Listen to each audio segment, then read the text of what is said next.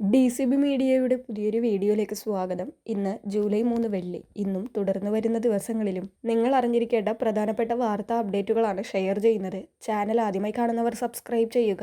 Video ഇഷ്ടമായാൽ like ചെയ്യുക. ഫേസ്ബുക്കിൽ കാണുന്നവർ പേജ് ഫോളോ കൂടി ചെയ്യുക.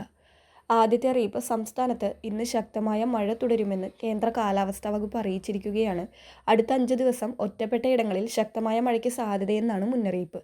വിവിധ ജില്ലകളിൽ കേന്ദ്ര കാലാവസ്ഥാ വകുപ്പ് ഓറഞ്ച്, യെല്ലോ അലർട്ടുകൾ പ്രഖ്യാപിച്ചിട്ടുണ്ട്. കണ്ണൂർ, കാസർഗോഡ് ജില്ലകളിലാണ് ഇന്ന് തീവ്രമഴ മുന്നറിയിപ്പ്. ഒറ്റപ്പെട്ട ഇടങ്ങളിൽ അതിശക്തമായ മഴയ്ക്കുള്ള സാധ്യതയാണ് പ്രവചിച്ചിരിക്കുന്നത്. ഇന്ന് പത്തനംതിട്ട, കോട്ടയം, എറണാകുളം, ഇടുക്കി, തൃശൂർ, മലപ്പുറം, കോഴിക്കോട്, വയനാട് ജില്ലകളിലും മഴയ്ക്ക് സാധ്യതയുണ്ടെന്ന മുന്നറിയിപ്പ് എത്തിയിരിക്കുകയാണ്. അടുത്ത അറിയിപ്പ്, രാജ്യത്ത് വായ്പാ വിവരങ്ങൾ പുതുക്കുന്നതുമായി ബന്ധപ്പെട്ട് നിർണായക മാറ്റങ്ങളുമായി എത്തിയിരിക്കുകയാണ് RBI. ഇനി മുതൽ സിബിൽ അടക്കമുള്ള ക്രെഡിറ്റ് സ്കോറുകൾ മാസത്തിൽ 4 തവണ വരെ പരിഷ്കരിക്കപ്പെടും. പുതിയ ഉത്തരവ് പ്രാബല്യത്തിൽ വരുന്നതോടെ വായ്പാ തിരിച്ചടവുകളിലെ വീഴ്ചകളും നേട്ടങ്ങളും അതിവേഗം ക്രെഡിറ്റ് സ്കോറിനെ ബാധിക്കും. ലോൺ അടച്ചു തീർത്താൽ അത് ക്രെഡിറ്റ് സ്കോറിൽ പ്രതിഫലിക്കാൻ ഇനി വെറും ഒരാഴ്ച മാത്രം മതിയാകും.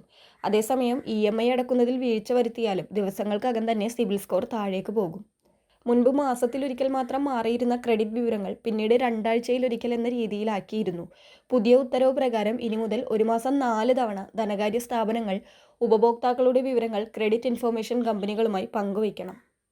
അടുത്ത അറിയിപ്പ്, കർഷകർക്കും കാർഷിക സംരംഭകർക്കും വലിയ പിന്തുണ നൽകുന്ന അഗ്രികൾച്ചർ ഇൻഫ്രാസ്ട്രക്ചർ ഫണ്ട് പദ്ധതിയിലേക്ക് അപേക്ഷിക്കാനുള്ള അവസാന തീയതി 2026 സെപ്റ്റംബർ 30 വരെ നീട്ടിയിട്ടുണ്ട്. ഈ പദ്ധതി പ്രകാരം 2 കോടി രൂപ വരെയുള്ള വായ്പകൾക്ക് പരമാവധി 7 വർഷത്തേക്ക് 3% സബ്സിഡിയോടുകൂടി 6% പലിശ നിരക്കിൽ വായ്പ ലഭ്യമാകും. കൂടാതെ 2 കോടി രൂപ വരെയുള്ള വായ്പകൾക്ക് അധിക ഈട് നൽകേണ്ടതില്ല എന്നതും ഈ പദ്ധതിയുടെ പ്രത്യേകതയാണ്.